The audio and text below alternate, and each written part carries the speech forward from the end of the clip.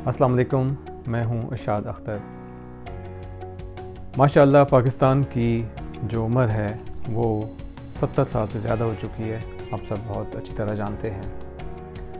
पाकिस्तान आज भी मसाइल में घिरा हुआ है, आज भी। और ये जो अभी बारिशें हुई हैं, इन्होंने पाकिस्तान को एक दफ़ा फिर एक्सपोज कर दिया है। एक दफ़ा फिर हमें ये पता चला है कि मसाइल जूं के तूं पाकिस्तान में मौजूद हैं। बल्कि अगर आप देखें गौर से तो ये एक तो इन बारिशों से हमें ये पता चला है जी कि सैनिटरी का निज़ाम टोटली नहीं है। अमन व अमान की सूरत हाल थोड़ी सी बेहतर हुई है, लेकिन एज सच जो रूल ऑफ लॉ है वो बिल्कुल नहीं है। और ट्रांसपोर्ट का निज़ाम आप देख लें, बाकी तमाम, बल्कि इवन अभी आपने सुना होगा पाकिस्तान में बातें हो रही हैं जी सदारती निज़ाम हुकूमत की, उस पर हम बाद में डिटेल से बात करेंगे।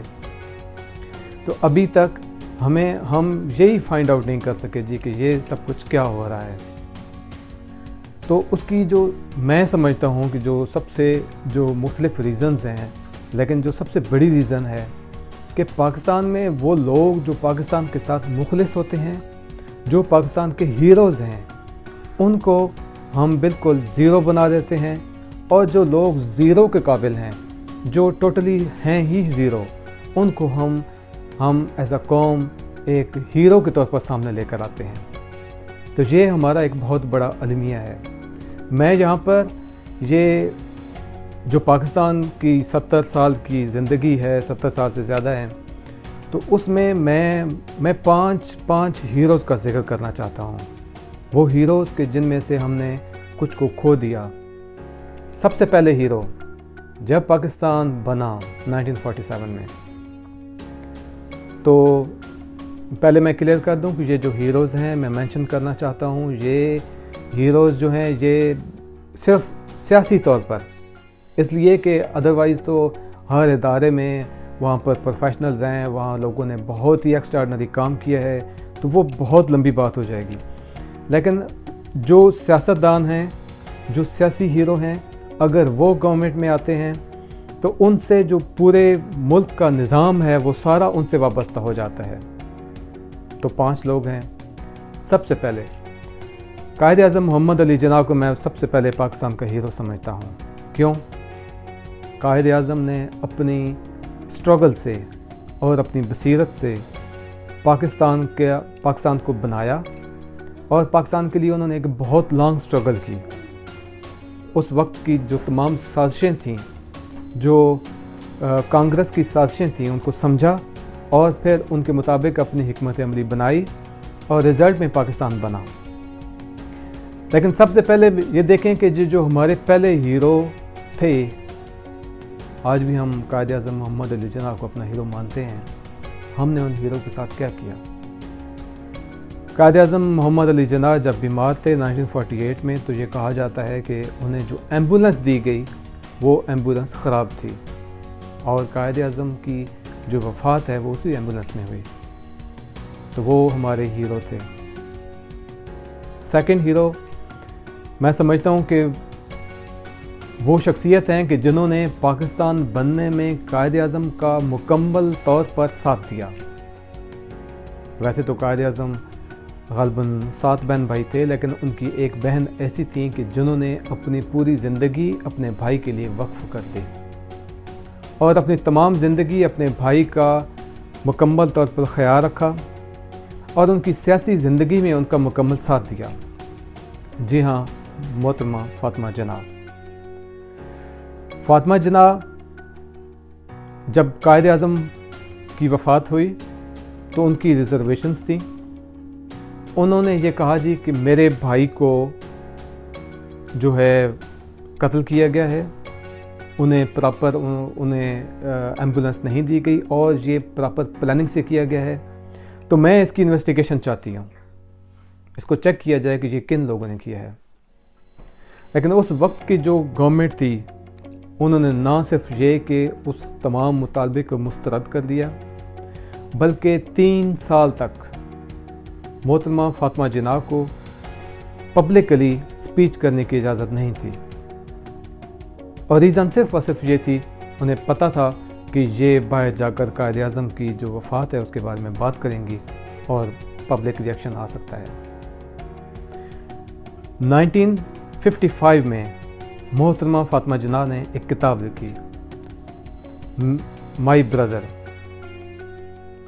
انہوں نے یہ کتاب 1955 میں لکھی کہ آپ سوچ سکتے ہیں کہ وہ شخصیت کہ جنہوں نے پاکستان بنانے میں اتنا اہم کردار ادا کیا، وہ شخصیت کہ جو بانی پاکستان کی بہن تھیں، ان کی کتاب کب اشاعت کے لیے سامنے آئی؟ جی ہاں، 32 سال کے بعد 1988 میں 1955 میں وہ کتاب لکھی گئی، مائی بردر، میرا بھائی۔ اور 1987 میں یہ جو بک ہے وہ اس کی پبلش ہوئی۔ اس کے بعد فاطمہ جناح جو ہیں وہ بیک گراؤنڈ میں چلی گئیں، گمنامی کی زندگی گزارنے لگیں۔ 1965 میں جب ایوب خان کی حکومت تھی، جو الیکشن ہوا ایوب خان کا، تو مسلم لیگ کے لوگوں کے پاس کوئی ایسی قادہ و شخصیت نہیں تھی کہ جو ایوب خان کا مقابلہ کر سکتے، تو وہ تمام لوگ محترمہ فاطمہ جناح کے پاس گئے اور یہ ریکویسٹ کیجیے کہ آپ الیکشن لڑیں۔ محترمہ فاطمہ جناح تیار نہیں تھیں، لیکن بہت کوششوں کے بعد وہ تیار ہو گئی۔ تو انہوں نے پبلکلی تمام ملک میں جا کر جلسے کیے اور عوام کا ریئیکشن بھرپور تھا۔ لیکن اب میں یہ بڑے دکھ کے ساتھ یہ کہنا چاہتا ہوں کہ محترمہ فاطمہ جناح کو 1965 میں جو ان کے اپوننٹ تھے ایوب خان، ایک جریدے کو انٹرویو دیتے ہی وہ کہتے ہیں کہ یہ عورت انڈیا اور امریکہ کی ایجنٹ ہے۔ تو میں یہ کہنا چاہتا ہوں کہ جب ہم سیاسی بینیفٹ کے لیے آگے آتے ہیں تو ہم کچھ بھی کرنے کے لیے تیار ہو جاتے ہیں، کسی کو کچھ بھی کہنے کے لیے تیار ہو جاتے ہیں۔ ہم یہ نہیں دیکھتے کہ یہ جو شخصیت ہمارے سامنے ہے یہ کون ہے۔ سیاسی جو ڈفرنس ہے اس کو اپنی جگہ پہ رکھیں، لیکن اخلاقیات کو ہم نے وہیں سے تباہ کرنا شروع کر دیا تھا۔ اور پھر فاطمہ جناح ایک کہا جاتا ہے جو ان کے بہت قریبی لوگ تھے، اس کے بعد وہ جب الیکشن ہار گئیں تو وہ اس کے 1967 میں وہ کہا جاتا ہے کہ وہ قتل ہو گئی، اور انہیں جو ہے لوگوں کے سامنے ان کی باڈی کو نہیں لایا گیا، لوگوں کو نہیں دیکھنے دیا گیا، اور اس زمانے میں بہت سا ریئیکشن بھی ہوا، جلاؤ گھراؤ ہوا، یہ وہ۔ اینی وے ہم نے اپنا دوسرا جو ایک ہمارے ہیرو تھے ان کو ہم نے ضائع کر دیا۔ تاریخ میں تیسرا ہیرو میں سمجھتا ہوں پاکستان، اللہ تعالیٰ نے پاکستان کو مواقع بہت دیے ہیں اور شاید ابھی تک دے رہے ہیں۔ جو تھرڈ ہیرو ہیں میں سمجھتا ہوں کہ وہ محترم ایئر مارشل اسد خان تھے۔ جب 1965 میں ایوب خان کی حکومت اس کے بعد جب چلی گئی بعد میں، تو ایئر مارشل اسد خان صاحب ایک لیڈر کے طور پر سامنے آئے، اور اس وقت ان کے اپوننٹ جو تھے وہ بھٹو تھے۔ تو بھٹو نے مکمل کوشش کی کہ جس طرح بھی ہو ایئر مارشل اسد خان اس قوم کے سامنے نہ آئیں، کیونکہ وہ ایک نڈر اور بے باک قسم کے انسان تھے، اور سب سے اہم بات کہ وہ بہت ایماندار شخصیت تھے۔ تو اس کے بعد جب 1971 میں سقوط ڈھاکہ ہوا اور اس مغربی پاکستان میں بھٹو کی حکومت بن گئی، تو اس کے بعد ایئر مارشل اسد خان نے اپنی جو باقی جو اپوزیشن کی پارٹیز تھیں ان کے ساتھ مل کر یہ کوشش شروع کی کہ یہ جو گورنمنٹ ہے یہ دھاندلی سے بنی ہے، لہٰذا اس کے خلاف ایک تحریک شروع کی جائے۔ تو ساتھ ایک PNA پاکستان نیشنل الائنس بنا تھا۔ تو بھٹو صاحب جو ہیں وہ دو قسم کی ایک سیاست کر رہے تھے۔ نمبر 1، اپنی پارٹی کو مضبوط کرنے کے لیے ملک میں وہ ایک سیاست وہ کر رہے تھے، اور دوسری سیاست ان کی اپوزیشن کی پارٹیوں کے اندر تھی کہ جی میں نے یہ جو اپوزیشن کی پارٹیز ہیں ان کی جو صدارت ہے وہ میں نے ایئر مارشل صاحب کو نہیں لینے دینی۔ اگین اس کی بھی دو ریزن تھی. ایک ریزن اس کی مین یہ تھی کہ جب آپ مذاکرات کے لیے قیادت ٹو قیادت بیٹھتے ہیں تو بھٹو صاحب ایک مینٹلی بہت ہی ذہین فتین آدمی تھے. تو ان کے سامنے جو شخص بیٹھا ہوگا وہ ان کے لیول کا نہیں ہونا چاہیے کہ جس کو آپ مذاکرات میں پھر اپنی مرضی کی باتیں منوا سکیں. اور دوسرا جو فیکٹر تھا وہ جب آپ مذاکرات ہوتے ہیں، چونکہ پورے ملک میں ایک انارکی پھیلی ہوئی تھی، اور پھر وہ مذاکرات ہوتے ہیں، جب وہ پکچرز بنتی ہیں تو وہ انٹرنیشنل میڈیا میں جاتی ہیں. تو جب وہ انٹرنیشنل میڈیا میں اپنے ساتھ اپوزیشن کو کھڑا ہوا دکھاتے ہیں تو وہ لوگوں کو یہ دکھا رہے ہوتے ہیں کہ اوکے اف آئی ایم گان ہی از دا نیکسٹ آپشن.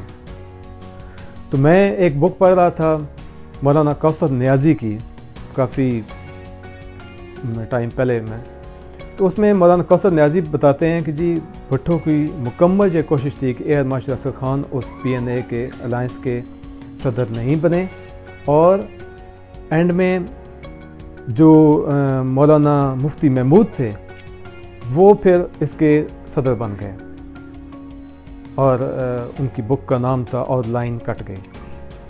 تو بھٹو اپنے اس مطالبے میں، اس اپنی کوشش میں مکمل طور پر کامیاب ہوئے، اور بعد میں پھر جنرل ضیاء الحق کا ماشاء اللہ آ گیا.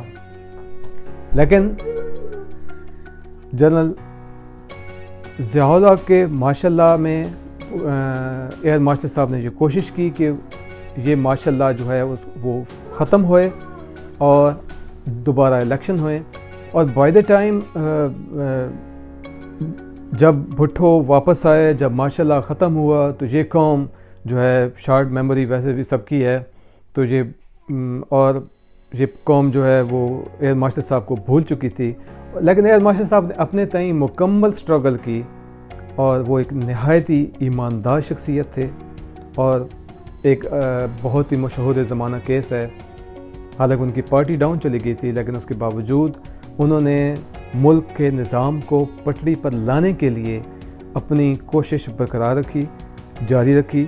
اور جو air marshal Asad Khan case عدالت میں ایک جو چل رہا تھا اور ابھی بھی ہے، چونکہ اس کا فیصلہ تو کوئی بھی نہیں ہوا، سالوں کے سال گزر گئے، ایون کہ ایئر مارشل صاحب چلے گئے، لیکن اس کیس کا فیصلہ نہیں ہو چکا، نہیں ہوا، اور ابھی تک جو ہے اس کے چانسز بھی نہیں ہیں. جب بھی اس کو لایا جاتا ہے ایک دو سٹیپ اس میں چلتے ہیں، لیکن اس میں چونکہ چیزیں ایسی ہیں کہ وہ شاید کبھی بھی سامنے نہیں آ سکیں گی.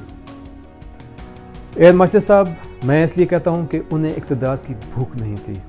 اگر انہیں اقتدار کی بھوک ہوتی، اگر وہ اقتدار ہی چاہتے، تو اپنی جو انہوں نے پارٹی بنائی تھی اس کی صدارت اپنے بعد ایز یوزول جیسے باقی تمام لوگ کر رہے ہیں، یہ لمیٹڈ کمپنیز بنی ہوئی ہیں، تو وہ اس کی صدارت انہوں نے کبھی بھی اپنے بیٹے کو نہیں دی، بلکہ انہوں نے اپنی پارٹی کو پاکستان تحریک انصاف میں ضم کر دیا. ایئر مارشل صاحب چلے گئے. ایئر مارشل صاحب کے بعد میں سمجھتا ہوں کہ جو ہمارے چوتھے جو ہیرو تھے، جن کو میں سمجھتا ہوں کہ ان کے پاس ایک چانس آیا تھا، اور انہوں نے قوم کو ایک وے آؤٹ بتایا تھا کہ جی کیسے ہم پاکستان کو ایک اسلامی مملکت بنا سکتے ہیں. میں سمجھتا ہوں کہ وہ قاضی حسین احمد تھے، ایک ایسی شخصیت کہ جن کا ماضی جو ہے وہ مکمل طور پر صاف، اور وہ باکردار، مخلص اور ایماندار شخصیت تھے. جو میں نے دیکھا ہے کہ جماعت اسلامی کو اگر کسی ٹائم پاکستان میں ایک پیک ملی ہے کہ جماعت اسلامی ٹاپ پر گئی ہے، تو وہ 90s میں گئی ہے، کہ جب 3 پارٹیاں جو ہیں وہ بہت زیادہ پرامیننٹ تھیں، پاکستان پیپلز پارٹی، پاکستان مسلم لیگ، اور تیسرا پاکستان اسلامک فرنٹ بنا تھا. اس سے پہلے جماعت اسلامی جو ہے IGI کا حصہ تھی، بعد میں انہوں نے ان سے سیپریٹ ہو کر پاکستان اسلامک فرنٹ بنایا تھا، اور انہوں نے جو ہے کہا کہ ہم پاکستان اسلامک فرنٹ کے پلیٹ فارم سے الیکشن میں حصہ لیں گے. تو آپ ہماری یہ बदनसीबी देखिए कि जब वो IGI का हिस्सा थे तो इस कौम ने, मैंने, आपने, सब ने उन्हें 16 सीटें दी, और जब वो जब उन्होंने एक सेपरेट आना चाहा, उन्होंने इस मुल्क को एक निज़ाम देना चाहा और जिसकी क़यादत काजी हुसैन अहमद साहब कर रहे थे, तो उन्हें कितनी सीटें मिली? सिर्फ 3। तो मैं समझता हूँ कि जमात इस्लामी की वो पीक दोबारा अभी तक वापस नहीं आई। मे बी फ्यूचर में कोई ऐसी क़यादत आए कि जो जमात इस्लामी को वहाँ तक ले जाए, लेकिन काजी साहब उसके बाद भी अमीर रहे, और लेकिन जो काजी साहब के टाइम पर जो पीक थी, लेकिन हमारी बदनसीबी कि मैंने खुद वो पिक्चर्स देखी थी जब काजी साहब कोई एक तहरीक चला रहे थे, गालिबन ट्रेन मार्च था या कोई और किसी एक हुकूमत के ख़िलाफ़, तो काजी साहब को कोई पत्थर या कुछ लगा था तो काजी साहब ज़ख्मी हो गए थे। तो काजी साहब ने इस कौम के लिए अपना खून भी दिया है, लेकिन हमने कदर नहीं की। जैसे बाकी हमारे हीरोज़ मैंने मेंशन किए हैं कि वो दुनिया से चले गए, उन्होंने अपनी स्ट्रगल जो है वो एंड तक की, लेकिन हमने उनको नहीं समझा। एयर मार्शल असगर खान साहब ने एक दफ़ा कॉर्नर मीटिंग थी तो एक सहाफ़ी ने सवाल किया कि एयर मार्शल साहब आप फिर हार गए हैं? तो उन्होंने कहा नहीं, मैं नहीं हारा, ये कौम हार गई है। तो आज आप देख लें, अपने हालात देख लें, 70 साल से ज़्यादा टाइम हो चुका है, 73 हैं, 74 हैं, तो हमारे हालात बताते हैं कि हम हार चुके हैं या हम जीत चुके हैं। अभी तक तो हम हार रहे हैं। हाँ, अगर हम आज अपने आप को ठीक कर लें तो मे बी के हम अब दोबारा ट्रैक पर आ जाएं। अभी एक हीरो रहता है, 5th वन। 5वां हीरो, बहुत से लोग मुझसे इख्तिलाफ भी करेंगे, लेकिन मैं समझता हूँ कि हमारे 5वें हीरो जो हैं वो हमारे मौजूदा वज़ीर-ए-आज़म इमरान खान हैं। इमरान खान ने एक स्ट्रगल की है, 22 साल की स्ट्रगल के बाद ये आदमी वज़ारत उज़्मा तक पहुंचा है। अगर आप देखें, अगर आप रैशनली चीज़ों को देखें तो उसने क्रिकेट में एक कैरियर बनाया है, एक नाम बना था, उसके बाद शौकत खानम बना। तो वो अगर कुछ भी नहीं करता, फिर भी उसकी नेशनली और इंटरनेशनली एक इज़्ज़त थी और है, किसी चीज़ की ज़रूरत नहीं थी। लेकिन वो शख्स सियासत में आया, हमने, पूरी कौम ने, मेरे समेत जितनी तज़लील कर सकते थे की। ये यकीन माने कि ये उस शख्स की हिम्मत है जिसने अपनी फैमिली कुर्बान की, जिसने अपनी अना कुर्बान की, जिसने अपना मुकम्मल टाइम इस कौम के लिए दिया और जो डटा रहा। और आज 22 साल की स्ट्रगल के बाद ये अगर कहें ना कि ये इस कौम ने इमरान खान को जो है वो इक़्तिदार दिया है, सॉरी टू से मैं इख्तिलाफ़ करता हूँ, ये अल्लाह ताला की मेहरबानी हुई है।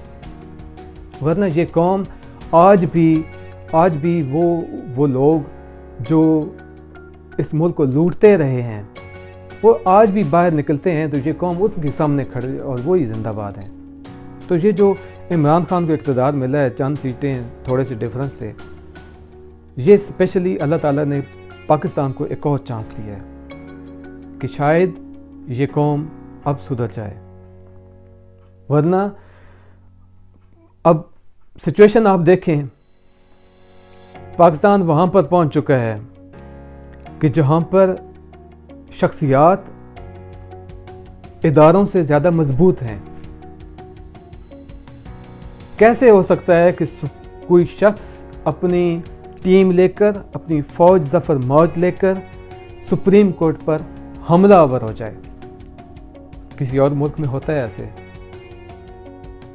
कैसे हो सकता है कि कोई इदारा आपको अपने असासों की کی ویریفیکیشن کے لیے، یا آپ نے جسٹ جا کر یہ بتانا ہے کہ میں نے یہ چیز لی ہے، ہاں جی میں نے یہ لی ہے، یہ میرا سورس آف انکم تھا، یہاں سے مجھے پیسے آئے اور یہاں سے میں نے جا کر لے لی؟ اسٹریٹ اوے آپ نے ایک بات بتانی ہے. جسٹ جو آپ نے ایک پراپرٹی لی ہے آپ نے اس کا سورس آف انکم بتانا ہے، دیٹس اٹ. لیکن آپ پوری ایک فوج لے کر گئے ہیں، پتھروں کے ساتھ ان پر حملہ کر دیا ہے. کیوں؟ اس لیے کہ انہیں پتہ ہے ہمیں پوچھنے والا کوئی بھی نہیں ہے، نہ ہمیں کوئی پوچھنے والا تھا، نہ کوئی ہمیں پوچھ سکتا ہے، چونکہ ہم ان اداروں سے زیادہ مضبوط ہیں. اور ہوا کیا ہے؟ چھوٹی سی ایک FIR درج ہوئی ہے، 2-4 دن بعد ساری قوم بھول جائے گی. ایسی بھول جائے گی جیسے ہم اس سے پیچھے تمام واقعات کو بھول چکے ہیں. یہ بھی میں بھی اب تک تو بھول چکے ہوں. جہاں پر لوگ اداروں سے زیادہ مضبوط ہو چکے ہیں، لیکن ہم ابھی تک وہ ان تمام لوگوں کو زندہ، جنہوں نے لوگوں کی اخلاقیات اتنی زیادہ ڈاؤن کر دی ہے کہ آپ اگر کسی محفل میں، یقین کریں اگر کسی محفل میں آپ بیٹھ کر لوگوں کو حلال اور حرام کے بارے میں بات کرتے ہیں، کچھ ڈفرینشیٹ کرنے کی بات کرتے ہیں، تو کچھ لوگ تو آپ کے سامنے ہنسنا شروع کر دیتے ہیں اور کچھ لوگ آپ کو ایسے ہی برا بھلا کہیں گے کہ یہ کیا بات کرتے ہیں. معاشرے میں یہ چیزیں اتنی زیادہ آ چکی ہیں کہ تمام لوگوں کو انٹرسٹ ان لوگوں نے ایسے بنا دیے ہیں کہ وہ اس نظام سے باہر نکل کر یہ سمجھتے ہیں کہ ہم سروائیو نہیں کر سکیں گے. اور کسی نے 20 سال کی ہے تو کسی نے 30-35 سال ڈائریکٹ انڈائریکٹ پورے ملک میں حکومت کی ہے. اور سچویشن آج بھی یہ ہے کہ تھوڑی سی سچویشن سے نارمل سے زیادہ بارشیں ہو گئی ہیں تو پورا ملک ڈوب رہا ہے، اسپیشلی کراچی ڈوب رہا ہے. اور اگر آج بھی وہ لوگ زندہ باد ہیں تو پھر میں یہ سمجھتا ہوں کہ عمران خان کو لانے والے صرف اور صرف اللہ تعالیٰ کی ذات ہے. یہ ہمارا 5واں ہیرو ہے اور اللہ کا شکر ہے کہ یہ ابھی تک زندہ ہے اور حکومت میں ہے. اگر ہم نے اب لوگ شروع ہو جاتے ہیں کہ جی انہوں نے یہ کہا تھا، ہم یہ کریں گے وہ کریں گے. کیسے ایک گھر لوٹا ہوا ہو تو سب سے پہلے تو آپ اس گھر کو بیلنس پر لائیں گے. قرضے مانگ کر گھر کا راشن چلانا ہے، گھر کا سارا سسٹم چلانا ہے. کیسے ہو سکتا ہے کہ لوٹا ہوا گھر ہے اور آپ جو ہیں کہہ رہے ہیں کہ مجھے فیسلٹیز چاہیے؟ پہلے تو آپ اس گھر کو اپنا بیلنس پر لائیں گے، گھر بیلنس پر ہوگا، پھر آپ اپنا کام کاج کریں گے اور پھر آہستہ آہستہ جو ہے آپ کا نظام ٹھیک ہو جائے گا. ورنہ آپ تو اس نظام میں رہ رہے ہیں کہ جہاں پر، اور یہ شاید کہ پاکستان میں ہوتا ہے، دنیا میں شاید نہ ہوتا ہو، یا شاید ہی کوئی اور بدقسمت ملک پاکستان جیسا ہو کہ جہاں پر آپ کاروبار کر رہے ہیں اور اگر حکومت وقت آپ سے یہ کہتی ہے کہ چونکہ آپ کاروبار کر رہے ہیں تو آپ ہمیں ٹیکس دیں، تو آپ ہڑتالیں کر دیتے ہیں. یہ کیسے ہو سکتا ہے کہ آپ بزنس کر رہے ہیں اور کہتے ہیں جی ہم ٹیکس نہیں دیں گے، لیکن فیسلٹیز ہمیں وہ ساری جو ہیں وہ ایک سے ایک بڑی فیسلٹی چاہیے. تو یہ پاکستان کا فرسٹ ٹائم جو ہے پاکستان کا کرنٹ اکاؤنٹ جو ہے ابھی بیلنس میں آیا ہے، سلائڈ سے پازیٹیو میں گیا ہے، تو ابھی پاکستان کی سچویشن جو ہے بیٹر ہونا شروع ہو جائے گی. مجھے امید ہے کہ یہ جو اللہ تعالیٰ نے آپ کو ایک اور موقع عمران خان کی صورت میں دیا ہے، اور یقین مانیں عمران خان کو جو میں نے دیکھا ہے، جو میں تقریباً 2006-7-8 سے آبزرو کر رہا ہوں کنٹینیوسلی ان کو، یہ ایک ملنگ آدمی ہے، ٹوٹلی ملنگ آدمی ہے. اور سم ٹائم تو سے آپ اگر اس کی ڈریسنگ ہی دیکھ لیں تو آپ کو پتہ چلے گا کہ ملنگ آدمی ہے. پیسے سے اس کو پیار نہیں ہے. ادروائز ایسے قصے ہیں جب طلاق ہوئی تھی تو ±$2 بلین اکاؤنٹ میں آ سکتا تھا، لیکن اس نے مائنڈ نہیں کیا. تو ایسی بہت سی چیزیں ہیں کہ جو عمران خان اس موجودہ سچویشن سے فائدہ اٹھا سکتا ہے، لیکن مجھے یقین ہے نہیں اٹھائے گا. پاکستان کی قسمت انشاءاللہ بدلے گی. اور میری آپ تمام سے یہ ریکویسٹ ہے کہ یہ جو میڈیا وار ہے، میڈیا میں اس نے ایسے کر دیا ایسے کر دیا، دیکھتے نہیں ہیں کہ ایسا کیوں ہو رہا ہے۔ ہم یہ کہتے ہیں کہ 30-35 سال کا جتنا وہ گند پڑا ہوا ہے وہ آ کر 30-35 دن میں ختم کر دے، اور اس کے بعد ملک میں دودھ کی شہد کی نہریں بہنا شروع ہو جائیں۔ ایسا ممکن نہیں ہے۔ کون سے انڈیکیٹرز ہیں کہ جو یہ طے کریں گے کہ ملک پازیٹیو جا رہا ہے؟ انشاءاللہ ہم نیکسٹ 1-2 ویڈیو میں بات کریں گے، لیکن یہاں پر صرف یہ کہنا ہے کہ اللہ تعالیٰ نے جو ہمارا 5th ہیرو ہے، اس کی صورت میں ہمیں ایک اور چانس دیا ہے۔ آپ سے گزارش یہ ہے کہ جیسے ہم نے اپنے 4 ہیرو ضائع کر دیے، وہ دنیا سے چلے گئے، ہم نے ان کی بات نہیں سنی، ہم نے اپنے آپ کو چینج نہیں کیا، ہم جو زیرو تھے ان کو لے کر آئے، لیکن جو ملک ہیرو تھے ان کو ہم نے کوئی موقع نہیں دیا۔ تو یہ موقع پہلا اللہ تعالیٰ نے دیا ہے عمران خان کو۔ تو آپ سے گزارش ہے، پہلی بات تو انشاءاللہ اللہ تعالیٰ ہی پاکستان پر کرم کریں گے، لیکن آپ سے گزارش ہے کہ میڈیا وار میں کچھ دائیں بائیں جو لوگ ایک سے ایک بڑے جھوٹ پہ جھوٹ اور اتنا زیادہ جھوٹ بولیں کہ وہ سچ لگنے لگے، لیکن اپنے حافظے کو، اپنے دماغ کو قائم رکھیں، اور ان لوگوں کے جو ان کا جو ماضی ہے اس کو ضرور سامنے رکھیں کہ یہ 30-35 سال حکومت کر کے انہوں نے ہمیں کہاں پہنچایا ہے۔